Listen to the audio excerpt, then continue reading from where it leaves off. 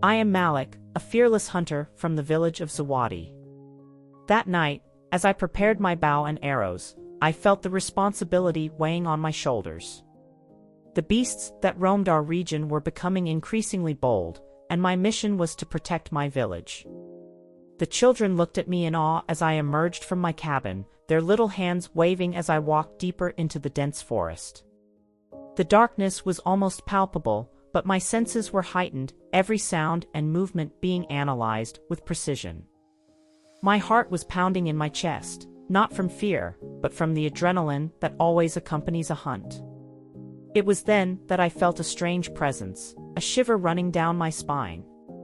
Suddenly, a figure emerged from the shadows, a tall man, with eyes that glittered with a mischief I had never seen before. His name, I later learned, was Amand. "Who are you?" I asked, trying to keep my voice steady despite my growing uneasiness. "I am Amand," he replied, his voice soft as the whisper of the wind. "And you, Malik, are about to meet your true destiny." Before I could react, he began chanting words in an unknown language. I felt a powerful and dark energy surrounding me. My body began to transform in a painful and inexplicable way. My hands and feet lengthened, covered in golden fur, and an involuntary roar escaped my lips that were now a snout. "No!" I roared, but my human voice was already gone. I fought the transformation, but it was useless. In a matter of seconds, I was no longer Malik, the hunter, but a lion, a beast of the savannah. Amand laughed, a sound that seemed to echo in the darkness. "Now you will learn what it means to be a true beast." Desperately, I tried to attack Amand, but my new paws didn't respond as I expected.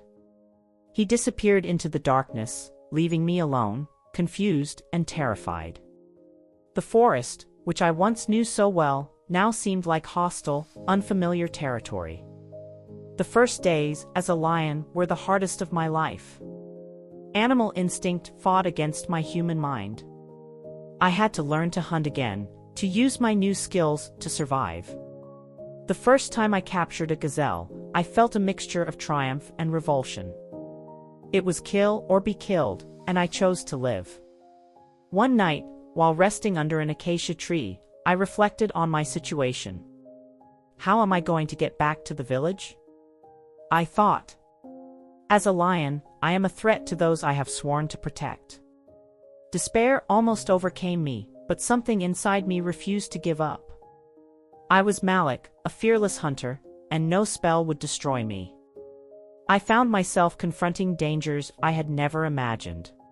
Once, while drinking in a river, I was attacked by a crocodile.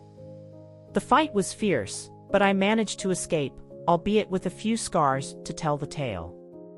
Every day was a new battle, but gradually, I began to understand life in the savannah, to respect the strength and wisdom of the animals that lived there. My journey was just beginning, and although I didn't yet know how, I was determined to find a way to break the spell and return to my human form. I knew the answer was out there, somewhere in the vastness of the savannah, and I was prepared to face any challenge to find it. When I opened my eyes the morning after the transformation, I realized that reality was much crueler than the most terrible nightmare. I, Malik, was now trapped in the body of a lion. At that moment, despair tried to consume me, but I soon realized that survival depended on my ability to adapt. The first days were the hardest. Hunger and thirst were constant reminders of my new condition. I remembered the stories my father told about lions, but living as one was completely different. As I smelled the dry earth and heard the distant roar of other predators, I knew I needed to learn quickly. One sunny afternoon, while trying to hunt an antelope, I crossed paths with Kabibi, a cunning hyena. At first, the distrust was mutual. She watched me from afar, always ready to run away or attack. Once, after a failed hunting attempt, Kabibi approached. "You're doing this wrong, Malik," she laughed condescendingly. "How do you know my name?" I asked, surprised. "I know more than you think." I saw your transformation.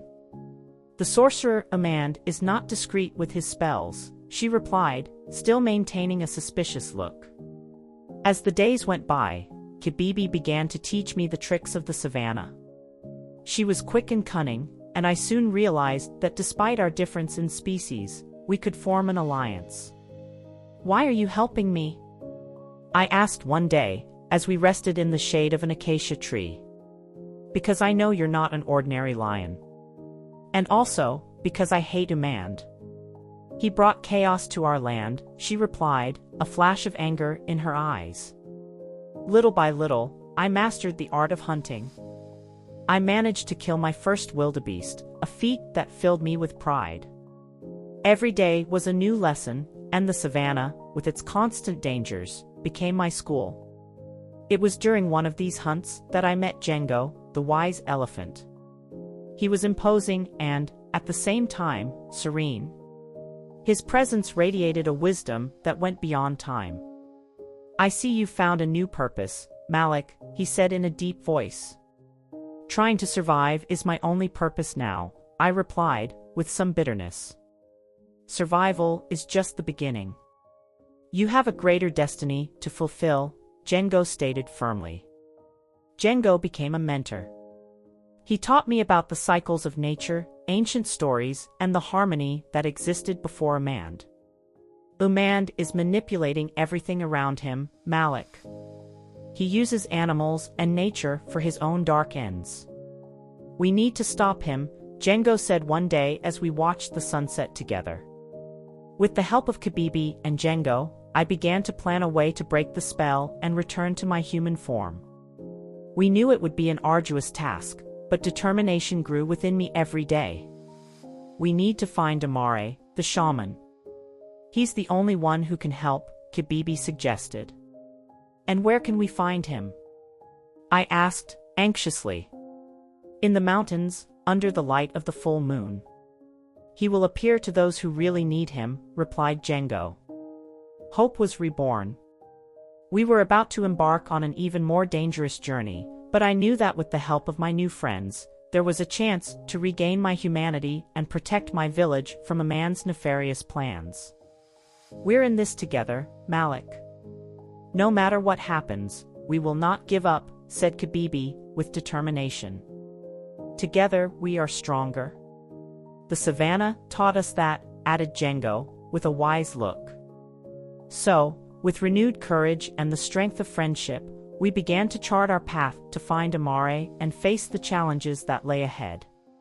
The savannah, which was previously an unknown and hostile territory, was now the stage of our resistance and the key to our victory. Under the silver light of a full moon, I, Malik, now in the form of a lion, felt an inexplicable calling. Something inside me, perhaps a mix of animal instinct and human intuition, was guiding me away from the savannah, toward the mountains. The stars seemed to whisper ancient secrets as I walked forward, and the night breeze carried a scent of mystery and hope. It was after a whole night of walking that I finally spotted an isolated cabin, nestled among the rocks. Sitting in front of the hut was an elderly man with snow-white hair and eyes that seemed to contain the knowledge of ages past. This was Amare, the wise shaman I had heard about in whispers throughout my journey. You're here, Malik, he said calmly, not surprised by my leonine form. I was waiting for you. How do you know my name? I questioned, still surprised by the serenity with which he treated me.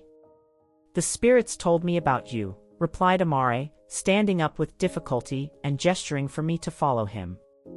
Come, we have much to discuss. Inside the cabin, the atmosphere was welcoming. Animal skins lined the dirt floor, and herbs hung from the ceiling, exuding scents that filled the air with a mystical aura. Amare sat on a wooden bench and looked deep into my eyes. The spell that turned you into a lion is not just a man's cruel whim, he began. It's part of a bigger plan, an attempt to dominate the region and subjugate everyone who lives here. But why? What do I have to do with it? I asked, desperate for answers. You, Malik, are the key, Amare explained. His strength, courage and bond with nature are a threat to a man's plans.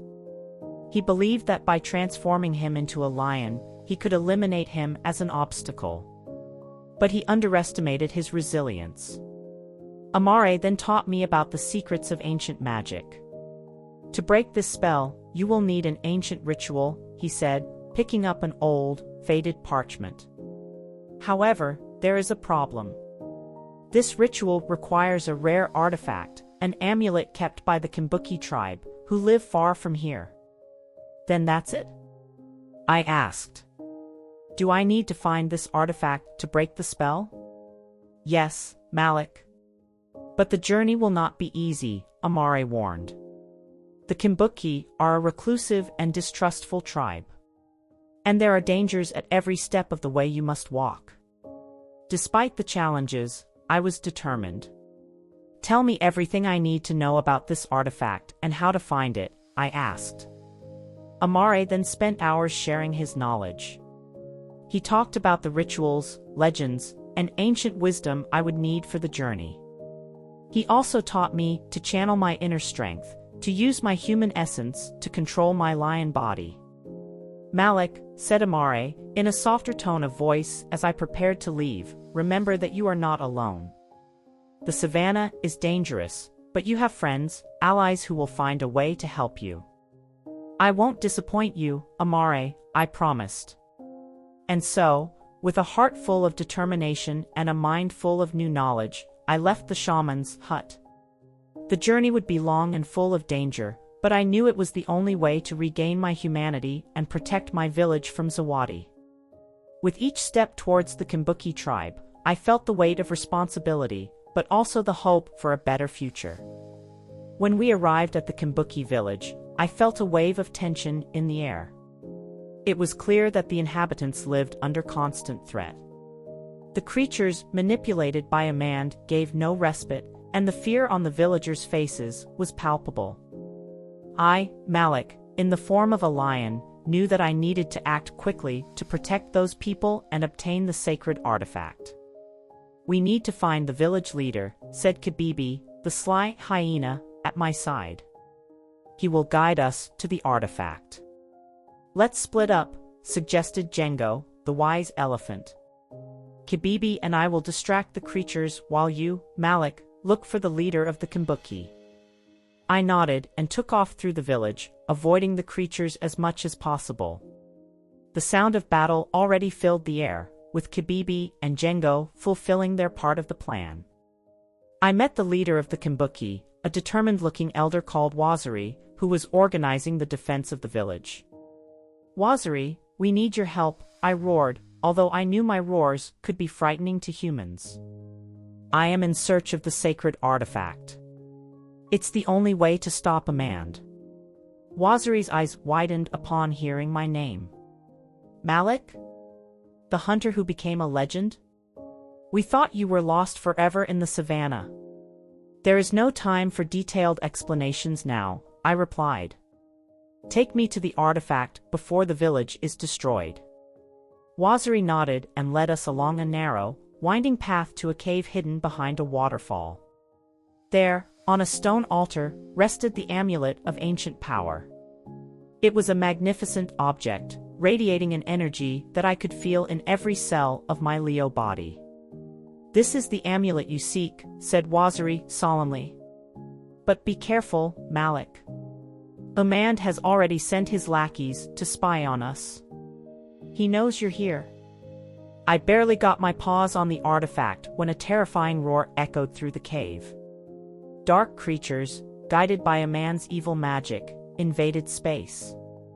Among them, a sinister figure stood out, a possessed warrior, with eyes shining with evil. You will not take the amulet, Malik, shouted the creature, wielding an enchanted spear. I roared in defiance and attacked. The battle was fierce and intense. I used every trick I had learned on the savannah, jumping, dodging, and slashing with my powerful paws. Waziri, despite his age, fought bravely at my side, using a ceremonial dagger to ward off the shadows. Kibibi, Django, we need you. I mentally shouted, knowing my friends would be nearby. As if they had heard my call, Kibibi and Django burst into the cave.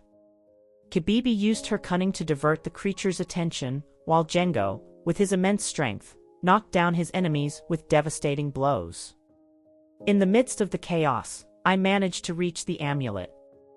Upon touching it, a powerful energy coursed through my body, filling me with renewed strength. With one last roar, I launched myself at the possessed warrior, felling him with a final blow. The other creatures, without their master's leadership, retreated and disappeared into the darkness. The village was safe, at least for now. With the amulet held firmly in my jaws, I returned to where Amare waited for us in the mountains. Waziri and the Kimbuki accompanied us, grateful for our help but aware that the fight was far from over. "You did well, Malik," Amare said when he saw us. "But prepare yourself, Umand will not give up easily. He knows the ritual is coming and will do anything to stop it." I nodded, feeling the weight of responsibility on my shoulders. He knew that the real battle was yet to come, and that he would need all the courage and wisdom he had acquired in the savannah to face it. With my friends by my side and the amulet in my possession, I was determined to break the spell and protect my village once and for all. The final confrontation with Amand was a mix of shocking revelation and an unexpected twist. As I approached the clearing where he performed his dark rituals, my heart raced. I could feel the evil energy emanating from the place, and I knew I was about to face one of the biggest challenges of my life. With Amare at my side and my animal friends following closely behind, I moved forward with determination. "Malik, are you ready?" Amare asked, her voice firm but filled with concern. "I am, Amare. I have to put an end to this," I replied, trying to hide the tension in my voice. When I finally reached the clearing, I saw Amand surrounded by arcane symbols and mystical objects. He turned around slowly, a mischievous smile forming on his lips when he saw me. "Ah, Malik. Finally. I've been waiting for you," he said, his voice echoing with a strange mix of sarcasm and satisfaction. "Why did you do this to me, Amand? Why turn me into a lion and throw me into the savannah?" I asked, trying to control the anger I felt. Amand laughed, a sound that seemed to resonate in the surrounding trees. "You don't understand, do you? This was never just about you. It was about power, about revenge. Your family banished me, rejected me. I promised I would make you all pay. You're my uncle," I said, the revelation hitting me like a punch in the gut. "How could you do this to your own family?" "Family? There is no family when there is power at stake. I plan to use you, to turn you into a weapon to ensure my dominance over this region. But you have proven more resilient than I expected." Amare stepped forward, raising his staff. "Umand, your days of tyranny are over. Malik and I are here to put an end to your plans."